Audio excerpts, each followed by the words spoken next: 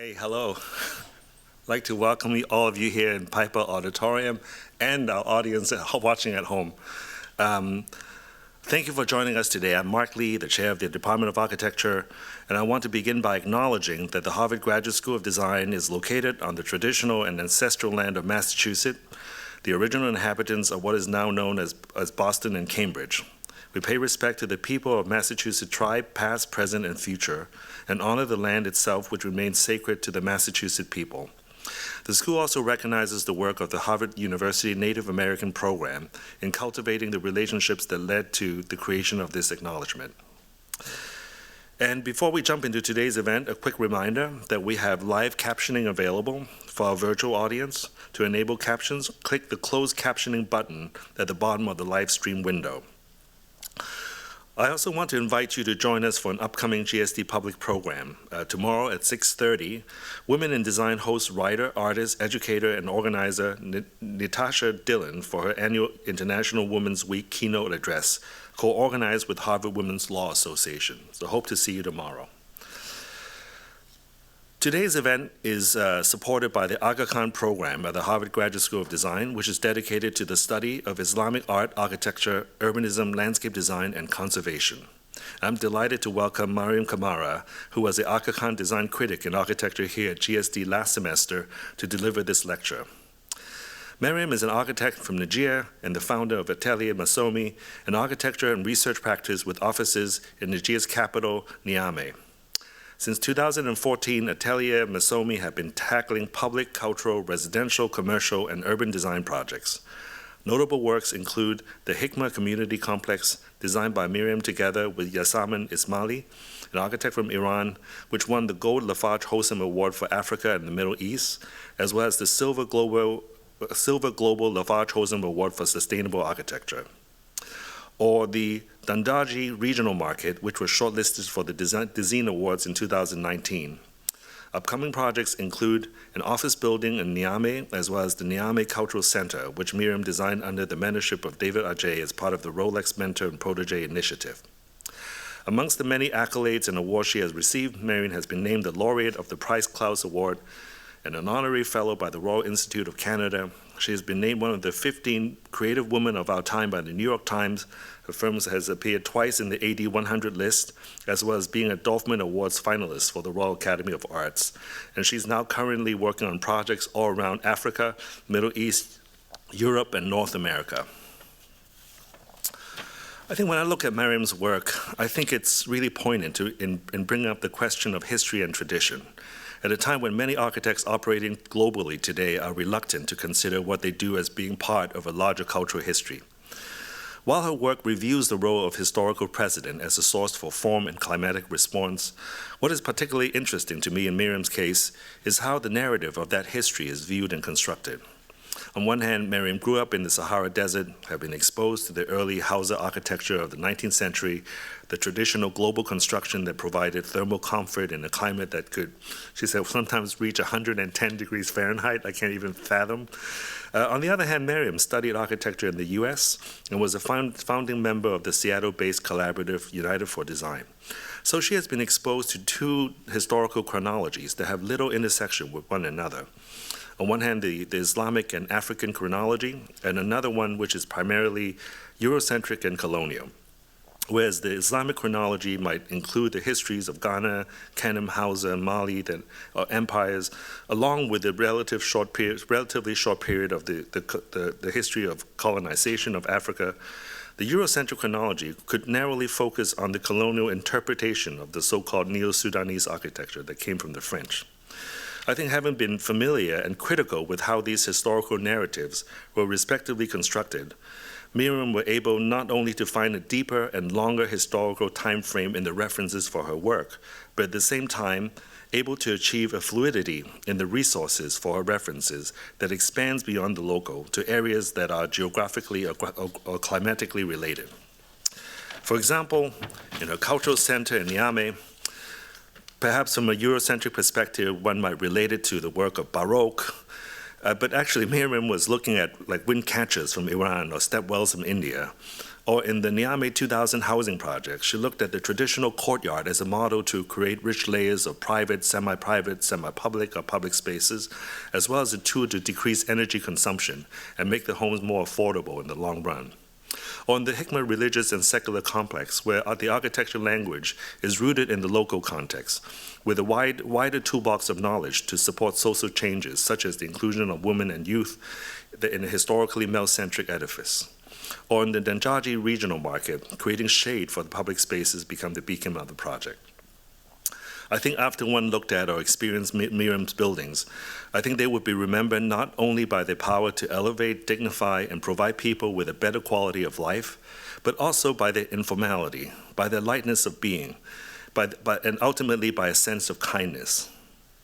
I think the notion of harmony or the presence of archaeology in a built environment that Mariam experienced in her youth is something that she's trying to recapture, the cultural way of inhabiting these buildings that have vanished, but one she manages to sustain and improve with marvelous grace. So on that note, welcome, Mariam. Thank you. Thank you. Good afternoon, I guess, for you. Thank you so much, Mark, for such an amazing introduction. I'm incredibly honored to be with you today and to be part of this lecture series, which I admire greatly. I've been really looking forward to this, and I hope also that we'll have some time left over afterwards for some discussion with the audience. But I don't want to take too much time babbling. I think without further ado, I would just start with the slides, and we can just kind of run through. So, oops.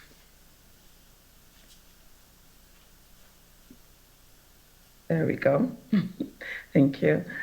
As Mark mentioned, I'm from, and I started my practice in Niger, in West Africa, a country most of which is occupied by this Sahara Desert, which is often not what we think of when we think of an African country, where we tend to think that it's more tropical, you know, with a lot of colors. It's very green and lush. But for me, it was the exact opposite, you know, and it's relevant because it's basically the most removed I can imagine being in terms of context and challenges compared to where I got my education as an architect here in the US.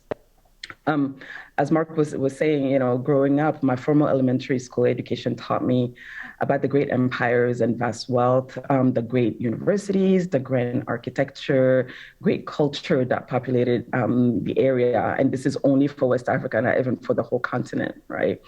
You know, whether we're talking about the Ghana Empire earlier or the Kanem Empire, you know, that came later on, or the Hausa states that followed, or the Mali Empire. And I guess while maybe some of you might have been learning about Alexander the Great, I was learning about Sundiata Keita, who was the founder of the Mali Empire in the 11th century and is incredibly influential, you know, mythical figure in West Africa. Or, you know, other mythical figures like Mansa Musa during the Songhai Empire and the kind of vast territories that they covered, that those empires covered. And I could go on and on and on, all the way to, you know, what led us to kind of like more modern history, which is, you know, it feels as though whenever people talk about, you know, a lot of African countries, it's as though nothing existed before colonization and before we were kind of cut into these pieces that are completely arbitrary. So, you know, what makes Niger today is essentially a fiction at this point. None of these countries are real. They've been real for 60 years. These boundaries are not real. But this is basically what we have to work with now. And the reality is that, you know, as Mark pointed out eloquently earlier, you know, for me, putting all of that together and kind of, you know, timelining it, you know, I was able to see how little of our history actually was occupied by, you know, contact with the Western world, you know, which is, we're talking barely a couple of hundred years versus, you know, all of the centuries that came before, and just how insignificant ultimately it should have been in our identity, or rather in how the architecture of the place expresses itself. But then it makes it disconcerting to then realize that actually all of our identity has been progressively erased to be this kind of mimicry of more Western style, architecture as being sort of this canon or this epitome of, or this default, I guess, for the whole world. And so for me, having spent a big part of my childhood in the Sahara Desert, it was really difficult to go from, a city like Agadez, which you can see here, one of the most famous edifices in Agadez, the Agadez Mosque, which has a wealth of traditional architecture, still inhabited by families that have been there for generations, that presents a setting where one of my most enduring memories of that time is sort of the sense of harmony with the land in the small lanes in the city and the intricate interior courtyards, in the homes, and sort of this, thermal comfort, that was created because the material is one that actually made sense for the place. The architecture was made of adobe and it was painstakingly maintained over generations, which was responsible for, its comfortable interiors in spite of the 110 and mark, sometimes even 115 degrees outside, right? But then having to, sorry, I'm having a hard time with the controls. Having to know that, there used to be a period in the Sahara Desert, particularly the area around which Niger was, where there was this time called the Green Sahara, when actually the Sahara was green, and there was this civilization, with all kinds of traditions and cave paintings, but then also pottery, rituals, just very sophisticated for that time civilization that used to live there. And so really kind of this understanding that I was almost living inside of my own history, and kind of this is the period that had such wealth, and it was such a long time ago. So it was incredibly confusing to then have to, things like these.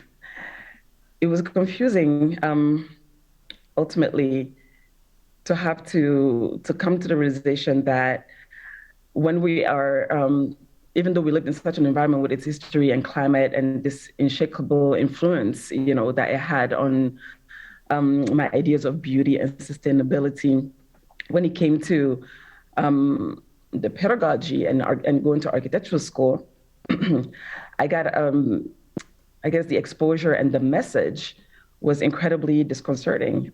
I discovered, quite unfortunately, how little space was devoted to the rest of the world compared to what was given to Eurocentric architecture, whether it's in the books that we have, that we use as references, where, it's just kind of a footnote. The rest of the world is a footnote when the rest of the world actually has a history that is much older than a lot of the Western or Eurocentric architecture that we're being shown. And it is presented as the only point of view, which presents a certain vision of place and and presents kind of Eurocentric architecture as this universal truth. And back then, I remember finding it incredibly shocking. And I have to say, unfortunately, that it still shocks me greatly. Because at the end of the day, when we're studying architecture, this impacts what we view as key references, that we use.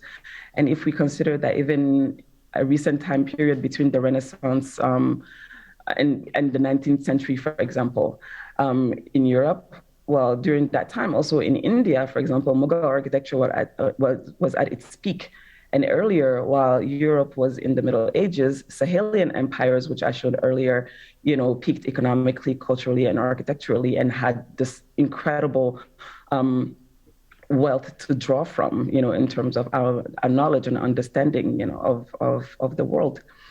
And so the point is that our current narrow view of what constitutes the important achievements and milestones of mankind really misses an enormous amount of wealth and knowledge. And it was kind of living in in an environment and getting a message that was as strange as if someone were to say, well, imagine if after World War II, Japan had won, for example, and had kind of taken dominion over the world and had decided that every city in the world should look like Kyoto. As incredibly beautiful as Kyoto is, the materials wouldn't make sense elsewhere necessarily. The architecture and the way it deals with climate wouldn't make sense necessarily, et cetera, et cetera. Yet this is essentially what we're asking. This is what we've been doing, where we have from Africa to Asia to South America, an architecture that is all supposed to somehow look the same. And that sameness is not a universal sameness, and it's a sameness that is really born of one place's material culture and one place's, sort of even cultural behavior, one place's climate, ultimately. And so much so that, even since those are the references that we have are so Eurocentric, our reading also of the architecture that we see around us involves searching in our brains for Western precedents, to relate them to, all the time. And I talk about this a lot when I say that it was very interesting for me to hear the first time, this first project that we did in Niamey called Niamey 2000, being identified to me as a Bauhaus-inspired building. Which completely surprised me at the time. I mean, it shouldn't have, but it did, because it was the furthest thing from my thought, right? When you see this, obviously you understand why, that comment was made. Because also we've been trained to not only analyze things through a small set of references, but we're never really exposed to anything else, so we cannot see other parallels necessarily. And for that project, the true inspiration was, the buildings from the Hausa architecture from cities like Zende in Niger or Kano in Nigeria, which were all part of the Hausa kingdoms. And it was very interesting that these parallels started to emerge, and that, while we were really, when we were working on the project, really we're only looking at the home as it is culturally used in Niger, with its public face, its semi-public zones, its private family zones, and form the buildings to accommodate that. And so then I started wondering if perhaps the question rather might be to wonder where the Bauhaus architecture and design inspirations actually came from, right? This is really a conversation that we don't really have. Sometimes we mention in passing, whether it's for Bauhaus or whether it's for Cubism, we mention, quickly in passing, almost like ripping a Band-Aid, but we don't want to dwell on it too much. But it is critical in our understanding of our own value and place in the world as people, but also, as designers in terms of what we draw from. And so studying in the US felt like I was constantly being asked to unlearn what I knew to be true. And I was always questioned for seeking inspiration and areas of studies elsewhere, but I did that because I knew that that amazing things also happened elsewhere, quote unquote. So it was almost an exercise of having to develop a double education, where I realized that over time, the lopsided nature of how architecture history is studied, allows us to simply, in the best case scenario, dismiss the rest of the world as, sometimes beautiful, but really primitive. And it made Western buildings the only ones worthy of true regard and of reference. And it also dictated, as I mentioned earlier, the materials we use, not because that is what the context demands, but because that is what the canon itself demands, right? And I also showed this image a lot, because for me, it just always captured, this disconnect, right? Just kind of, even when we think of ideas of what constitutes, good public space or desirable public space. And when you look at this image, it looks incredibly pleasant. It looks like a great place to be in. But, whenever I look at it, I can't help but imagine the same space in Niger, when, again, it's 110, 115 degrees. It would essentially be the most horrible place imaginable in that particular context. And so obviously this idea of universality, of what we're being taught, was very clear, very clearly erroneous in my view as I was trying to learn the practice of the craft of architecture. So as I said, I felt that I had to make a parallel education for myself somehow, to in a way almost try to fill the gaps and find out what was possible, for me to research through what was impossible rather, for me to research through the prevailing canon, because essentially a lot of that history and kind of knowledge is left out.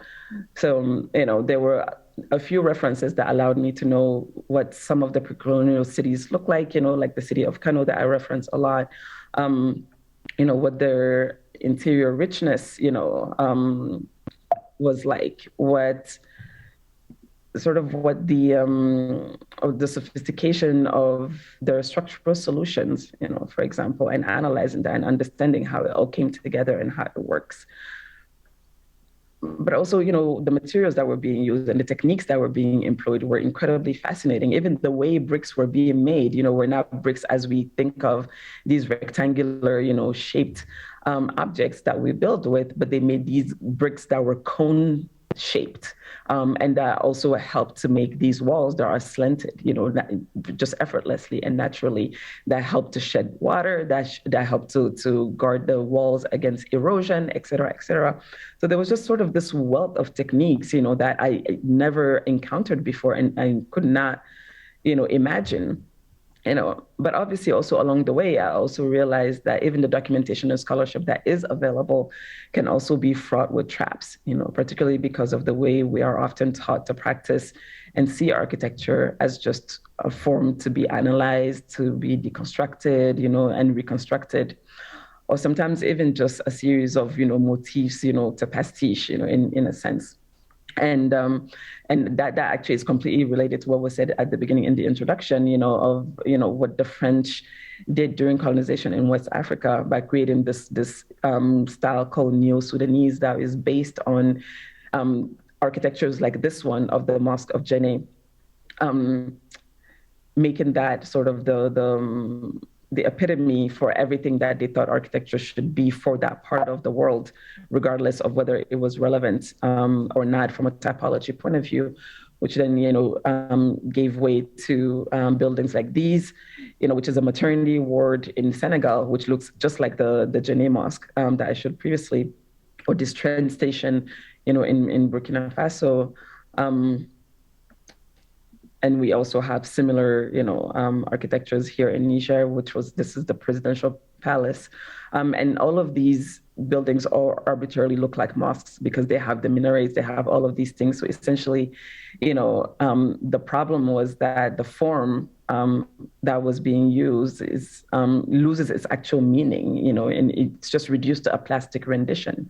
We lose the structural logics, the spatial reasons and reasonings, the symbolisms behind the originals, all of which could have actually contributed perhaps to a more meaningful architecture had we actually kept the memory of what these places or these architectural approaches were about or were for. So relying on these forms for answers didn't feel like it was enough, obviously, regardless of, all the research that you can find, however little, it might be. And it seemed that a lot more was needed if one is interested in coming up with new continuities. So to figure out a way forward, one of the things that we've had to tap into, is really the memory of a community as well. This has been incredibly valuable in understanding how the spatial logics of yesterday might then evolve into today, rather than only looking at yesterday and trying to imagine some kind of way forward, almost, by trying to guess in a way. And similarly, another tool in the arsenal, is the logic embedded, in the climate and the geography of places, which is embodied in the architecture. And so, spending a lot of time looking at similar conditions, when I'm working in Niger, I'm also looking at, techniques in desert cities in Asia, or in South America, or in the Middle East.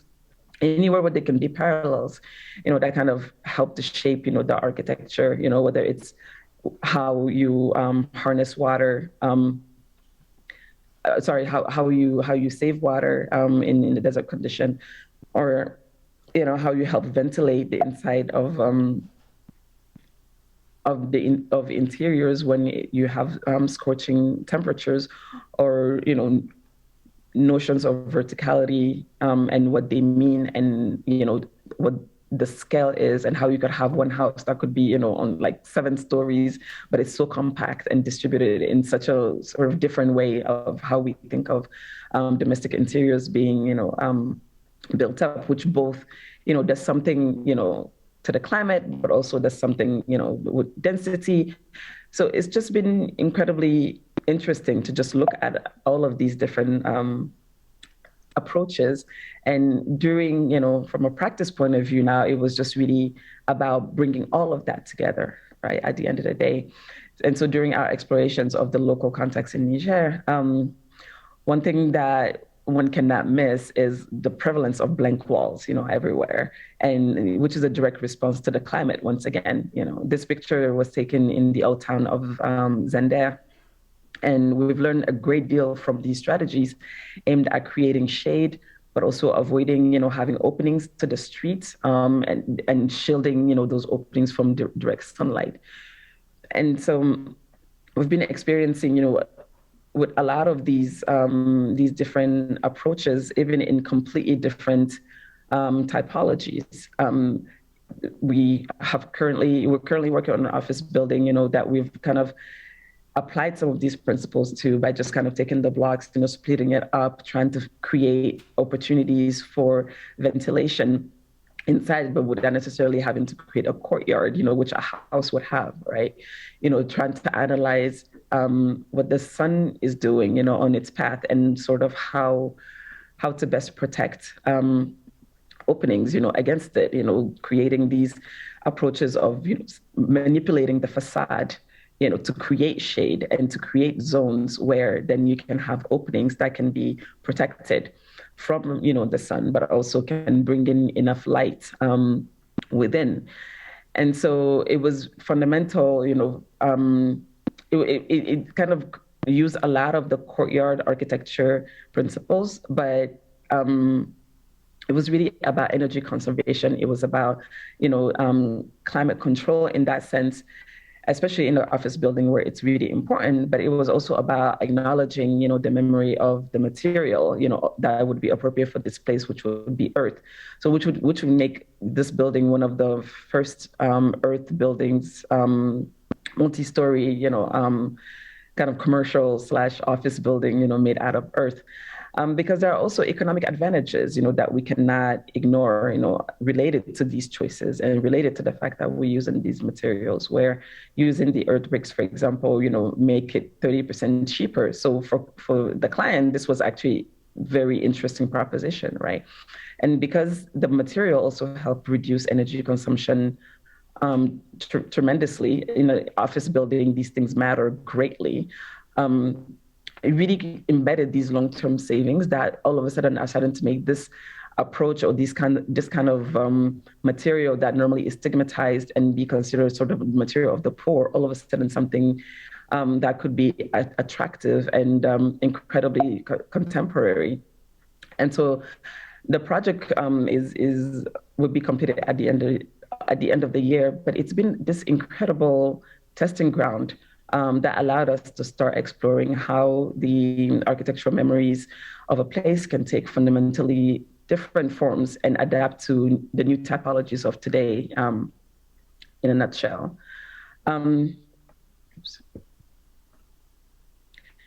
But a few years ago, we had the opportunity to develop, and this is the project that was talked about, at the beginning in the introduction, but I want to talk about it in terms of, these sort of ways, again, of putting pedagogy and practice together and kind of finding, the answers in the absence of, the scholarship. And this was a project that was essentially turned into a community center, even though it started as just a mandate to create a mosque. But it was really interesting because we had this opportunity to think about the typology of the mosque very deeply, because in Islam there is no prescribed type, sort of form that a place of worship needs to have. The first step then was to look at, again, these ancient cities in the Hausa region, which the village we were creating the mosque in was a Hausa village. So we looked sort of to the history of the kingdom and how they created these kinds of structures and the kind of symbolism and meaning that they built into that. And looking at the way that they seem to be sort of a very defined typology that they created around mosque, where you would have these smaller structures that are sort of gates, to enter into the mosque proper. I mean, to enter into the courtyard of the mosque and then get into the mosque itself. And then these gateways are these transition zones where you also do your ablutions or keep the shoes, so that you can actually, respect the mosque space and not tread on it, with your feet clad with shoes, and go through a cleansing ritual before you actually go into the structure itself. And so for us, it was just really about, it was something that we immediately wanted to reintroduce because it had basically disappeared from the mosque typologies that are being built today, which are more trying to copy Middle Eastern mosques. And so it was kind of this opportunity to reintroduce this perfect transition zones and also sort of this introduction into going from the outside world into a more sacred, just kind of place of reverence in a sense. And as we were working through the project, we also investigated the history, of the program itself of the mosque. So beyond the form, because it allowed us to learn that as early as the 9th century, mosques were actually knowledge centers in places like Baghdad, where they often went hand in hand with libraries, schools, and research centers teeming with scholars, mathematicians, astronomers, you name it. And because the project involved taking an existing traditional building, which you can see on the left-hand side, which was the old mosque of the village that we repurposed. And we renovated it to maintain the architecture and adapted it to be used as a library. And this is what actually gave the project its name, Hikmah, which means wisdom, and kind of comes from Bayt al-Hikmah, which was the name of the structure, the same structure in Baghdad, house of wisdom, essentially. And so we turned the project that was supposed to be just kind of this one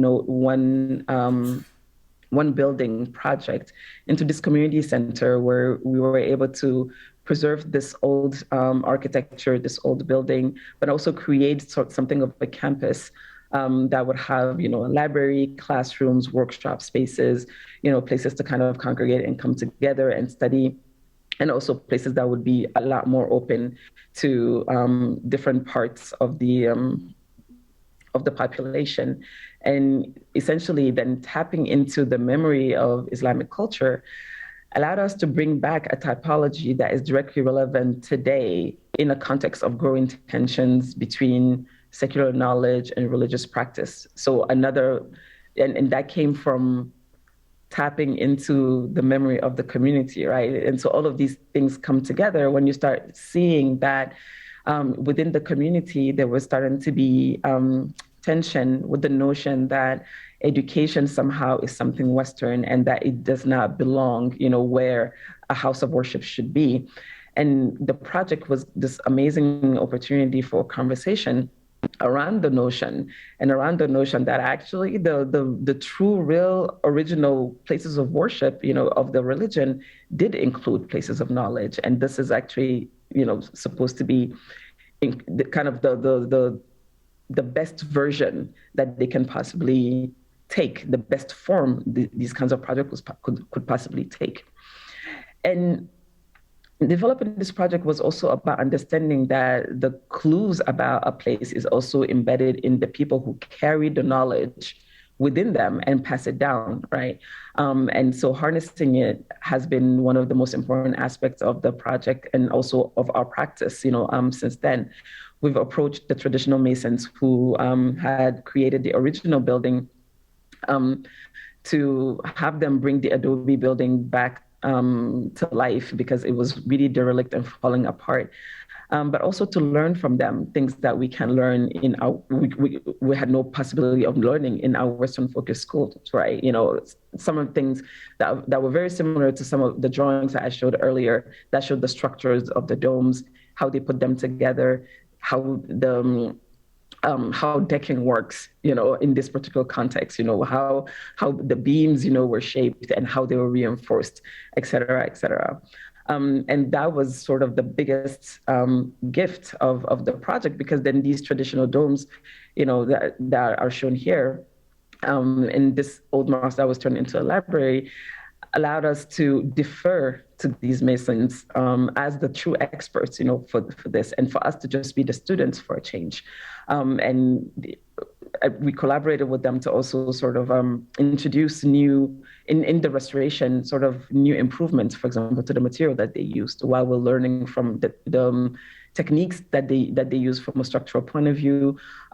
We were able also to give something back, so that we could make a building that, rather than needing to be resurfaced or maintained every year, now only needs to be, the upkeep is over 8 to 10 years at a time. Oops. But because this was the tale of two different buildings, 2 or 3 buildings, we also collaborated with other types of masons who are more contemporary, and engineers, who helped us, reproduce sort of a new or 21st century version of these domes and these structures, that here would use concrete, but still, mostly use these earth bricks, for the domes. And it really allowed us to further anchor the project as part of a cultural and stylistic evolution, rather than importing a radically different structural solution. And so ultimately, it was really about elevating the local materials and techniques, using processes that people were already familiar with, but then to try to see, as designers, how do we sort of amplify that? And similarly, another powerful knowledge base, that we harness, just like with the masons and the Adobe, was the skill of metalwork. In Niger and actually in a lot of West Africa, blacksmiths have been a skilled group of people since about the 1500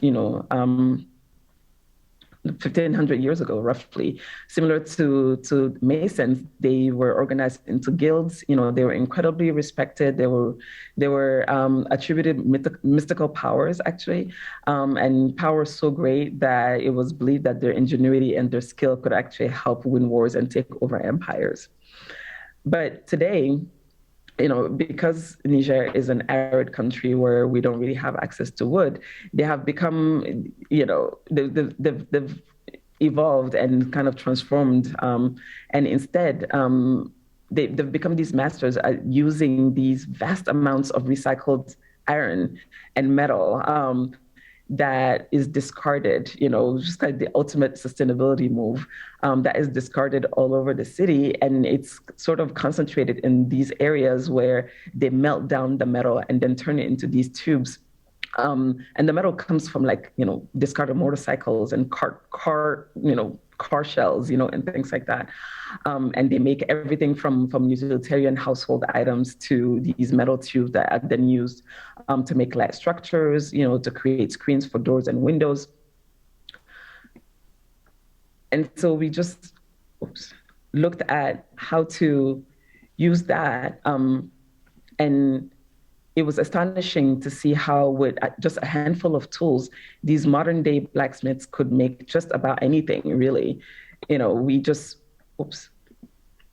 we came to understand was that anything that we could draw and imagine, they could make, provided that we understood the fundamental principles of how they use their techniques, right? The objective was to bring in this richer solution, and this kind of additional toolbox, but also create sort of high quality architecture, and without relying on imported notions of so-called development, to make it happen. That was really sort of the challenge of the project for us. And so ultimately, you know, this project was probably kind of a determining or a turning point in really understanding the power of harnessing all of these different, kind of parallel pedagogies, parallel ways, of acquired knowledge, and kind of how we can embed that into the projects in the absence of other forms of pedagogies, or kind of more traditional forms of pedagogy. And more recently, we've been putting this approach to the test with projects outside the continent. This one is a proposal for the National Black Theater in Harlem, for which we imagined an interior space within its new home. Here too, well, I was thinking about this project, I realized really the power really in the memory that one can harness. We all have a history, right? And that history made us who we are today, the good, the bad, the ugly, you name it. And because the project was about a Black narrative in America, we looked at both West Africa and how its spiritual power and its kind of memory was kept alive by the slaves that were brought to the American shores, but also images like these, like this cabin that represents some of the cabins that the slaves built that were exquisite, in kind of the way, that they were expressed and they were built. And looking at that, in a way, I couldn't help but see some motifs, from kind of maybe the former homes in these cabins, memories from the lives that were maybe even taken away from them, or maybe it was just me reading into it. But the project embraced this and kind of became, about the local material, just like we would have done in Niger. But in this case, being in the US, it was wood rather than earth. And spatial and construction logics, like common to both places to kind of acknowledge, that link between, America, and Africa. And so it became about the smell of the raw wood, of those cabins that, one could imagine, or, the form and, this exquisite care with which the skill and aesthetic, memories of a homeland that can accompany one to a new reality and maybe be sort of a form of strength, even at times. And so really it was about letting, the materials, the climate and the memory of the place speak. And it's been a very useful way to get past the sort of one reference point pedagogy, issue surrounding the canon, as I experienced it. And so something that started as a way to create architecture in Niger with very little guiding points, very little sort of, to go by in order to create sort of a new way forward, is slowly becoming this way of practicing, for me, that we've started to generalize for other contexts. So we've been working in the Middle East, which has some similarities to Niger from, climatic point of view, a little bit from a cultural point of view, but also some really important differences. So it's been incredibly fascinating, to analyze and look at, the communities that inhabit the place, and the way of life, but also understanding the cultural behaviors born of living in the harshest possible climate, from a heat point of view, as visible in this image, for example, where the time for family and being part of the city is really at night, where temperatures are cooler. And so in a way that gives a completely different meaning to nightlife, and makes one wonder why we don't design for this, for example, if a city really can only come alive during the night in its publicness, the public nature of the city is really kind of a nighttime thing. What a wonderful, what a marvelous sort of, set of design opportunities, that provides in terms of how we shape the places, how we light places, the kinds of programs, even that we put out there. and so looking at the preserved and renovated traditional architecture was also a fantastic learning, point, of course, to learn from the spatial logics, of the area. And looking, obviously, as always, at the memory embedded in the materials, that once again, um, in this case, were these kind of utterly captivating patterns, that are left on the surface. These walls that come together. From afar they look like regular brick walls, but then you come closer and they have these beautiful, intricate patterns. Because they're made out of coral stones, which was the local material that was being used, a century ago, in some parts of the Middle East. And so for this project, it was really about putting together a vision for a master plan for a community that tried to integrate all of these notions. It was about trying to figure out how to harness,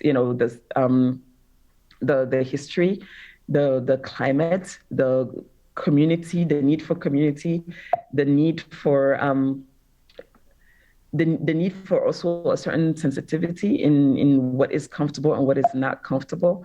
And so, the project was really guided by very simple realizations, these that there needed to be, a series of moves or around these homes that were supposed to be just this kind of a large amount of townhomes that were very compact and very intimate, where privacy was going to be a problem in a culture where privacy is incredibly important, right? So it was about trying to figure out very simple ways to break up the volumes in order to allow that privacy, which is an exercise that we had already come in contact with and had already done when we did the Niamey 2000 housing project in Niger. Or kind of like how we introduce ways of being more sensitive to energy consumption, or regulating interior temperatures, considering the heat in the place. And so it was also about how to reintegrate, these aesthetic notions also, the facade expressions that we had noticed, keeping a local feel that at once transports you back, through the color, the materiality, the sort of plastic expression almost, but also keeps you anchored into today, by being resolutely, contemporary, but without necessarily going all the way to looking like something that belongs elsewhere. And as I mentioned, earlier, this kind of realization that family and community and being is very important, and was also an opportunity to design the development in a way that fosters, interactions in small and big ways, from community gardens to congregate around, to kind of public spaces that can come alive in the evening, embracing the local solution to avoiding the heat, and socialize when the temperatures are more comfortable. And so ultimately, I think, and I will end there, that this approach to practice for me has been very rewarding, but it's also highlighted the glaring problem, even more. There's only so much, in the end that we can do from gleaning from, sort of what we read, who we talk to, and sort of how we analyze, some kind of like forms and facades, and, even the climate and, other sort of parallels. At the end of the day, ultimately, there needs to come perhaps a time where we develop more inclusive scholarship and really broaden the canon of architecture. Because what I've been seeing over and over again is just the missed opportunities of not doing so. But that being said, one thing that's also very concerning about that thought is that we have to take care that scholarship is also something that can be produced by the people of the place, not outsiders that consider themselves experts in the place necessarily. And because this way we might actually benefit from almost something of an unearthing of a deeper knowledge of what we're looking at and a richer toolbox for all of us as designers, rather than, consuming, images that we try to deconstruct, as I said earlier, but really understanding from a deepest level, what made different areas of the world the way they are, what made those architecture, what is embedded in the memory of the people of those places that can actually be brought to light for all of us to, at the end of the day, just be made richer, from ultimately.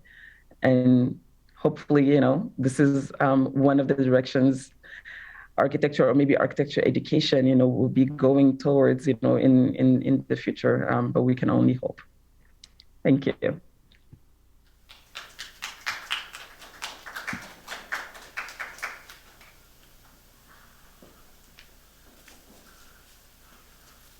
Thank you. Thank you for a great talk, Mariam. Really appreciate that. So we can take some questions here. If there are any questions for Mariam, I think we have mics. We can also take some questions online. And any questions from here we can start out with? I'll start with some.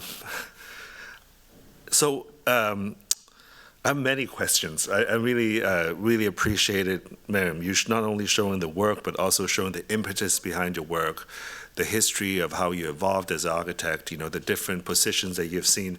I particularly love that image of that, when you juxtapose that Bauhaus graphic with that, I think it's a Sinufo chair or stool next to each other, yeah. The formal similarities, So I have two questions. One is more general, in terms of, I'm curious how, as an Islamic architect, as you're working on more projects abroad, especially beyond the Middle East to London, to North America, how does it, what are the challenges for Islamic architect operating in a Judeo-Christian world, or ultimately a Western capitalist world? What are the challenges there? And then the other is more architectural. I think when you talked about the harmony that you experienced as a child, like in your hometown in the Sahara Desert, or the city of Kano, I couldn't think about the homogenous adobe construction that comes from the earth, as opposed to, let's say, a Western model would be like the Weissenhof Siedlung. Everything is white. Whereas the Kano came from the earth itself. Weissenhof Siedlung seems like it's imported from somewhere else, from without. Right. As you're working abroad, I suppose you're also not transposing a style or language of architecture, but a way of thinking, which I really appreciate seeing your approach into the Black National Theater when you talk about the wood as a local material. So I'm curious how you face this both on a cultural level, this juxtaposition, as well as on an architectural level. Yeah. Thank you. Actually, nobody ever asked me about the cultural aspect. I like that. I like that question very much. Because what has happened now that I'm outside the boundaries of Niger is that I started realizing that it didn't really matter that much, but it was an asset when I was in communities that were Muslim. Because again, that's not part of the canon, right? So it kind of gave me this additional layer of understanding that maybe someone that doesn't have my background wouldn't necessarily have, right? But at the same time, because the sort of Western way of life and culture has universalized itself, we all know about it. At the end of the day, that's not actually as challenging. What's challenging is shedding that when you're no longer in that particular context. But at the end of the day, that's all we learn. All we learn is the Eurocentric approach. All we learn is the Western point of view. So that's not difficult, I guess, necessarily to sort of shapeshift into afterwards, because that's actually the origin of our of the pedagogy. So then, for your second question, I think then actually the two go together, right? Because it's really this whole not being of a Western place, that has made it that then I developed this sensitivity as an architect to really focus on a particular place and its realities and its materials and its narratives. And it comes from a place of feeling disenfranchised, right? Like if you feel that what you are is not something that's acknowledged, when you yourself go elsewhere, you will make a lot of effort to acknowledge, the place you're in. It just, creates this automatic uh, this sort of more general approach to practice and to architecture. And for me, it was actually really interesting to see whether translating a certain mode of practice that I developed in Niger, would be possible in other contexts. And I think what I discovered was that these questions are actually very general and they're very human and the questions actually are universal. The answers are not. The problem is that the answers we're being given are universal, but actually the questions can all be the same. And you would get a different answer, which would then lead you hopefully to a different response. But the questions are always the same.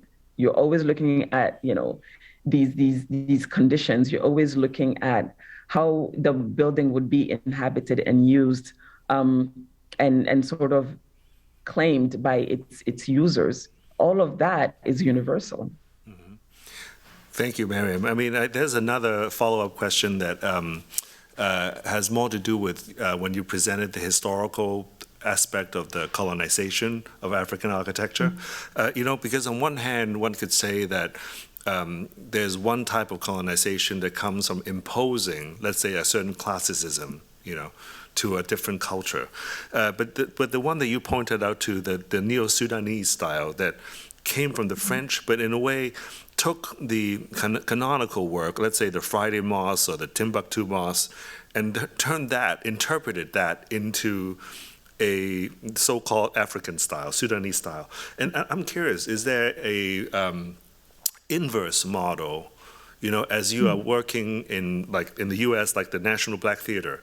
Like, I'm curious, like when you're thinking about wood construction, what are the aspects that are African that you're bringing in from an architecture and a construction perspective? Like you talked about the smell and the tactility, Do you find certain conflicts or new things that emerge from the I'm asking it because I've also faced it as an architect. Like when you have a sensibility of adobe or stereotomic construction, but you're dealt with a tectonic toolbox. How do you deal with that? Yeah. Yeah, so in this particular case, I think for that project, I sidestepped that in a way because also we were proposing using structural, wood, cross-laminated timber. And so you can actually kind of use that almost like you use bricks, at the end of the day, it's its own thing. So it's just kind of like this holistic, material that I found interesting in that it could be the structure, it could also be the finish, and it could be, it could be the installation, it could just be everything, right? And it also provided a way for, it could be structurally expressive, right? Which was something that I saw in those cabins, where there was kind of this expression, this aesthetic expression, this rhythm, this kind of very deliberate design that I was trying to recapture, and so it was sort of looking at the material like wood also as something that allows you to do, in a way, almost more than what you can do sometimes with brick, because it can be smaller, it can be thinner, you can turn it into, it can be lattice-like, or it can be, incredibly, hefty and strong. And so for me, I just look at it always as an opportunity to either see a parallel, as you pointed out. So the parallel for me was kind of, using wood as a stereotomic, sort of material almost. But then also as seeing, all the differences and seeing how those differences could be exploited, to produce something that would be, quite interesting, or that could be of the place, that could understanding, the sort of architectural expression of the place and trying to figure out what does that mean, for now, and how do you sort of reinterpret that. Yeah. You know, it reminded me of a joke from American comedian Chris Rock. I don't know if you know him. A long time ago, he made this stand-up joke. He said, "I have problems with alcohol. I have problems with work. I have problems with my marriage. And then I started doing drugs. And now I only have one problem." I thought cross-laminated timber is this kind of drug for architecture right now. It is. But I think it's incredibly interesting. I was interested in it as an interior material because we didn't do a form. So I wasn't necessarily interested in it as a structural building making material, but as sort of something to create a world inside of an existing. Because I agree with you. Like, it's just kind of this, you know. No, I think it really resonates with when you talked about the blank walls, you know, in the Sahara architecture or the house architecture, you know. And also, I love how you translated the patterns. But, sorry, go ahead. Yeah, no, I was just going to say, and that's the thing, you know, the wanting or the kind of gravitate towards that particular wood material was actually, that was, I guess, the African influence, you know, speaking, right? It was the blankness. It was kind of the kind of uniformity and the kind of monochrome expression that it allowed. That's what attracted me, you know, to it as something to play with. We have a couple of questions from the virtual audience. One is from Emily, who asks, were the structural engineers able to use traditional materials, or did they also default to more familiar materials?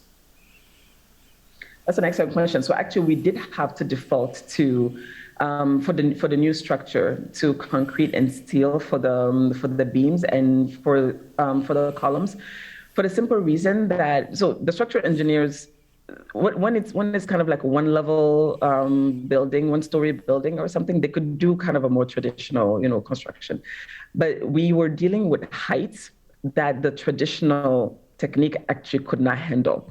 So then it was sort of this interesting point where, you know, you have to decide at some point that you cannot be dogmatic, right? So you need to then create some kind of hybrid system where you can, you know, part of being the 21st century is that also, you know, there are techniques out there that you can use, but then it doesn't mean that they have to erase everything that came, you know, before. So for us, it was creating a dialogue of using, you know, the concrete where we would need it in order to achieve heights that the traditional architecture doesn't necessarily allow for, but then also use elements of the traditional architecture, you know, both in terms of material, in terms of, you know, aesthetic expression, in terms of also spatial expression. Yeah, I really appreciate it. I think it was in your MAS project where you incorporated both traditional stonemasons together with contemporary stonemasons and see where their techniques either diverge or overlap and embodied within the same project. There's another question from Helen who asks, can you extend your observations on the suitability of the courtyard house in warmer climates toward larger urban forms in your urban design work? I think, again, you know, larger scale urban projects are just a series of smaller scale, you know, elements, right, that come together. So it can definitely work if the climate calls for it, right? At the end of the day, for me, I try to just be as pragmatic and as sort of rational as possible. So it's not so much about taking the typology and placing it in a certain context or in a certain type of larger scale project, but it's really more about figuring out what makes sense for that particular setting, right? So if that setting really could benefit, if this is a large urban project, let's say there's 1,000 homes, and there are certain requirements in terms of ventilation and sustainability, or rather opportunities, because the climate is so harsh, or, you know, because being outside, for example, like in Niger, being outside is really desirable, but then the climate can make it impossible for you, you know, to do so. Creating courtyards, you know, is the perfect mitigating, you know, mechanism, you know, for that, where you can still be outside because the courtyard is also self-shading. And you can still sort of enjoy this outdoorness, you know, no matter how intense the temperature is. And then at the end of the day, then you can just aggregate everything together. And so this was kind of the exercise that we went through, where we had both, not all of them were courtyard homes, but many of them were. But then it was also about almost like, it was almost like a game of geometries, of just kind of breaking down volumes and, and navigating both the need for privacy, the need for ventilation, the need for compactness, all together, almost like Legos, almost. But it's really about just starting from the small requirements to kind of see how you can create a unit that once you put it all together, aggregates into something that still holds true as, kind of like a larger development.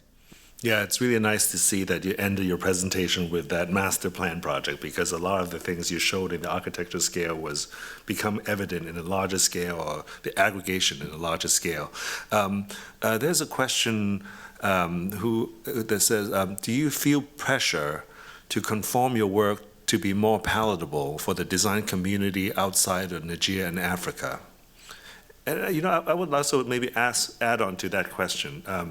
As you are practicing outside, do you feel the pressure to bear certain African spatial sensibilities or motifs? Is there a certain expectations in some of the work?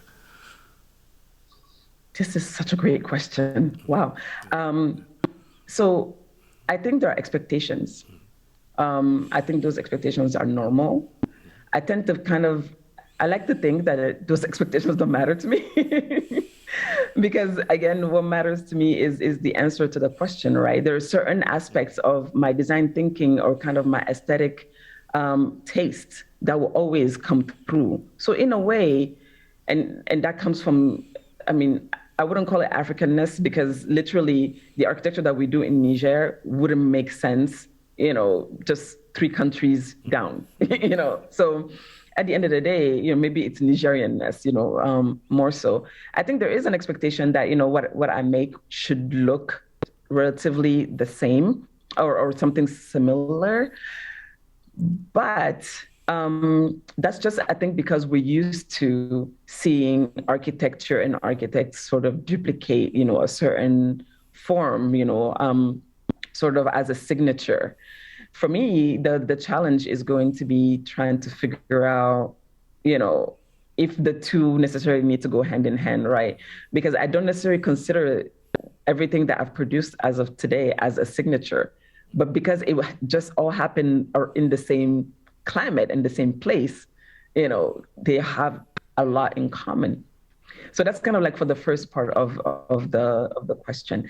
Now, the second part of the question is, so do I feel sort of, sorry, actually, was it the responsibility? Yeah, I wonder your patrons, your clients, would there be, Yes. do you feel the pressure to represent something larger? Yeah. So, it's been actually really interesting from that point of view, let me tell you, because what I've discovered is that the ethos that we talk about is something, that often when clients come to us, they really sort of talk about, and they would like that. But sometimes we take it really far, and I think it can also be uncomfortable, because at the end of the day, what I'm saying is that, well, we don't need to look at what everything else looks like. Let's try to make something that just makes sense, for this place. But I think it's really difficult to detach oneself from what we accept as being, again, this universal image. So I think what often ends up having to happen is that we have to have this discussion, and a lot of back and forths about, okay, but why if I put X on the plate and there's discomfort that is created, and I'm asked to do Y instead, and that I can point out that, well, actually the only reason for Y for this particular context would be that it looks kind of Western. So is this what we want? Or is this, so it's like, essentially, it's just kind of this series of incredibly interesting discussions, with clients, because we're both navigating a desire to transcend this sort of canon. Everybody who comes to us has that same desire. But at the same time, the fear of what it means to step outside of it. And I'm still, looking for the answers. I'm still developing, answers. And I think it's the same thing, with people I collaborate with. So it's been incredibly interesting.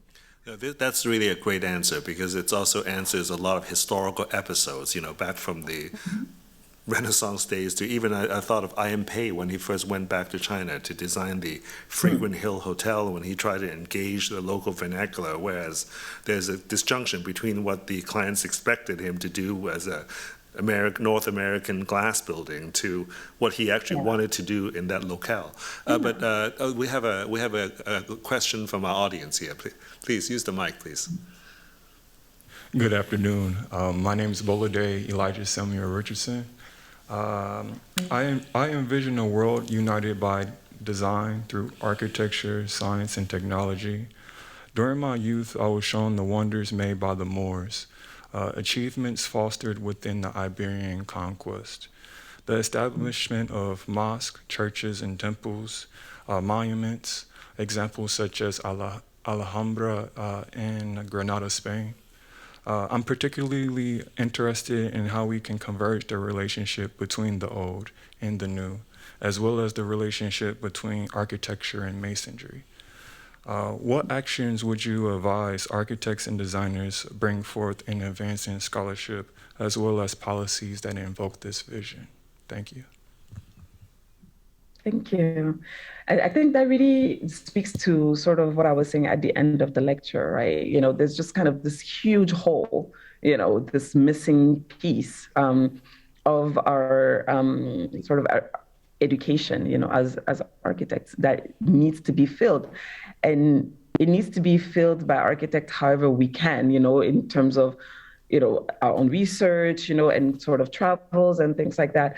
But it also needs to be filled by academics, and academics whose job it is to actually build this scholarship, and to really give it its due and to give it its place, in sort of the canon of architecture and in sort of the set of references that we have. The biggest issue is that these things are not, for example, you mentioned Alhambra. So what would happen is that there would be, 5 to 10 buildings on the planet, all right, that make themselves, it's like the top 10 that find themselves in all of the books. It's going to be the Taj Mahal. It's going to be, it's going to be maybe one architecture piece in Cambodia and like 1 or 2 in South America. And it's always the same ones, right? As though literally all of these places can be reduced down to this one building. And that's for the places who are even lucky enough to be mentioned. The rest of us don't even make it into the history books, right? But just think about all of that wealth. There's just sort of this massive, massive work to do if we're actually serious about stopping this narrative that somehow history and architecture and techniques and know-how and technology belongs to one place, belongs to one people, as though somehow, every time we do that, and as we continue doing that, we're doing this incredibly strange thing that is in a way saying that there's this one kind of people on earth that somehow have a superior brain, have a superior knowledge set, have a more valuable, history.